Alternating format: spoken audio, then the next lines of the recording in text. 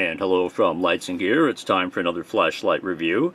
And a few reviews back, I reviewed a flashlight called On the Road, and it was a very small 3-inch light with a 13, with one battery, a 16340 battery, and did a very good job. This happens to be the big brother of that On the Road flashlight that I reviewed some time back, which was called the M3. This time we have the M6. And just for point of reference, here is the M3 right here. You can go back into my previous videos and take a look at this one if you'd like. But as I say, this time we're talking about the M6, which is an 18650 version of that same light. And comes in the same kind of box right here, and has a little bit of information on the back, including a barcode here.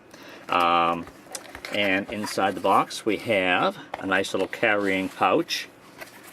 If this is a way you'd like to take the light somewhere, you can put this on your belt or whatever, since it has a little string attachment here. And inside the pouch is the flashlight. Nice little light, a little over 4 inches long. Looks just like the other one, but is bigger. M6, and has the mode switch, on-off switch, and everything else that it does right here and on the side, and a nice pocket clip. And this has a XM-L2 U2 LED, which is down in there amidst the smooth. Is this a smooth reflector? Yeah, well, it's more or less. Has a tiny bit of orange peel, it looks like, but this is pretty smooth. And I'll show you the beam coming up. Obviously, the beam on this is really warm. If you like warm tinted beams, this may be the light for you. So let's get to the accessories in the box. You have the instruction manual here, which unfortunately is in Chinese, but there is some information which is in English, which we can read together.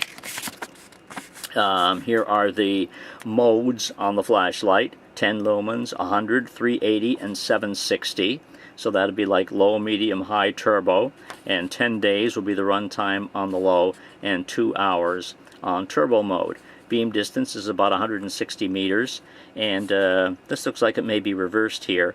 This looks like the symbol for impact resistance, and this is obviously waterproof, but it says down here waterproof 2 meters, so that would be IPX8, so it is submersible and impact resistant to probably 2 meters as well. And as I said, Cree XM-L2 U2 for the LED, uses an 18650 battery, and that's about all you can read as far as the English part is concerned. There is a diagram here on how to operate it, and I had to figure that out by myself, but I think I did it rather well. So I'll show you that in a couple of moments here. It does have 3 flashing modes, just like its little brother. It has strobe, SOS, and a location beacon. So we'll get to all that here momentarily. Also inside the package are a couple of other accessories. Actually, if I fold this part back, I get the battery charger, which does a reasonable job for the 18650, and this is it right here, of course, with its power cord. So you get that. And on the other side of the box is a battery. So they give you their On the Road 2600 milliamp hour 18650 battery. I probably will give this a test and see if it really is 2600 mAh. I have no reason to believe that it isn't, but I've been fooled lately by a couple of other batteries that have accompanied flashlights with their branded name on them. They haven't been quite the capacity that the label said. So, and this is also, whoops, wrong side. This is also button top. So anyway, there's the battery, and it also comes with a spare O-ring, and it also comes with an adjustable lanyard. So you have a couple of nice ways to carry the light and the other accessories as well. So let's put the battery in. Oh, I should also mention that, like its little brother, let's get this box out of the way, like its little brother, the tail cap is magnetic. So you can stick anything to that you want on a magnetic surface. So magnetic tail caps are often handy, come in handy at times. So here's your spring down here, And which end is this going in? That end, of course. Bum, bum, bum, bum. All right. And oh yeah, I already showed you the LED. And the one button will handle everything that it needs to do. So I will push the button. Pushing the button won't do anything. I have to push and hold. So push and hold the button, and I will get to the lowest mode. Now, take a look at this beam, and I'm going to compare it against the other one, because the other one is not of this tint. Okay. Anyway, here is the beam. This is low mode, and let's take a look at the beam of the other of its little brother. Can you see the color difference? Here's the M3 over here, and here's the M6. This is very, very warm. This is one of the warmest beams, one of the warmest tints I've seen in a long time. Again, there's the coolness of the M3, and here's the warmness of the M6. So anyway, on with the demonstration. Okay, we are on low right now. So if I just give it a press, I will be on medium. This looks, in the camera here, this looks like the sun. It just looks just like the very golden, a big golden ball. Anyway, here we are. This is medium, and here we are in high, and here we are in turbo. And let's go in the other room there on the turbo. If I give it one little press, of course, I get right back down to low again, and there's medium, and there's high. So again, if you can see the tint on this, it's just so warm and will be very pleasing to a lot of folks.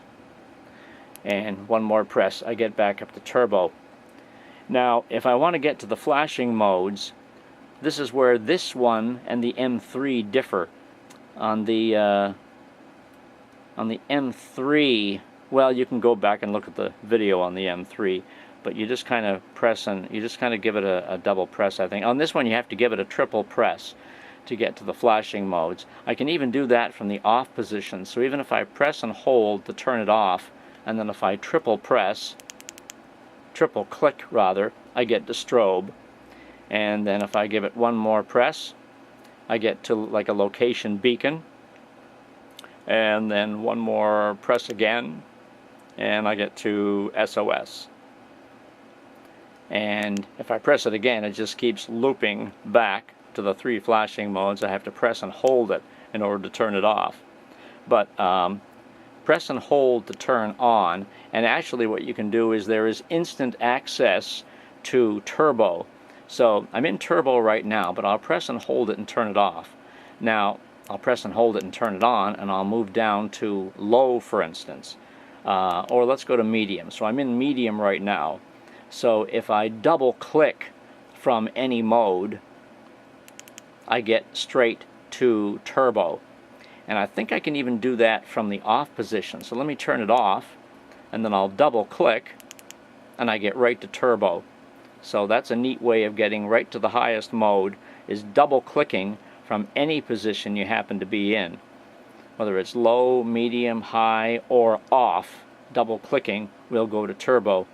Meanwhile, there is a memory. So if I press and hold it to turn it back on, I'm now back in medium where I was before. So that's your memory right there. So this is medium that we're in now, and again, if I triple click from this position, I get back into the flashing modes, and then press and hold to turn it off. So that's your basic operation. I wondered if there might have been a little light underneath the off switch, because it looks like there might have been, but there doesn't seem to be anything of that nature. I'm not sure if when the battery runs down, that maybe that might not serve as a voltage indicator. At the moment, I'm not recalling at the moment. Perhaps in my other video I mentioned it on the M3, if that does that or not. But again, the switching on this one differs slightly from the M3. On the other one, you don't have to triple click to get to the flashing modes. On the other one, let me see, on the M3, the M3 is sort of similar. The M3 goes right to turbo from a double click, but I believe, oh yeah, from a double click it goes to the flashing modes from the off position, whereas on the M6 it needs a triple click. So the M3 takes a double click and the M6 takes a triple click to get to strobe and everything else. So that's where they differ a little bit. But the beam is just so warm on this. I hope you could tell from the other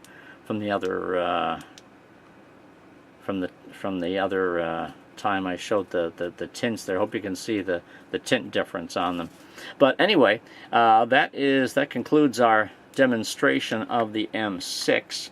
If you want to take a look at my website at lightsandgear.com, I will have the complete written review of it on there, as well as some nifty pictures and some outdoor beam shots, as I do with all my flashlights, so you can take a look at what the color rendition looks like outside with the M6. And you can also make a purchase if that's something you'd like to do. I did receive this from my folks from my friends at GearBest, and there is a link below for that, as well as to the written review to Lights and Gear, and you can check that out there. So again, this has been the M6 on the road flashlight. Hope you enjoyed the video, and we will catch you next time at Lights and Gear. Thanks for watching.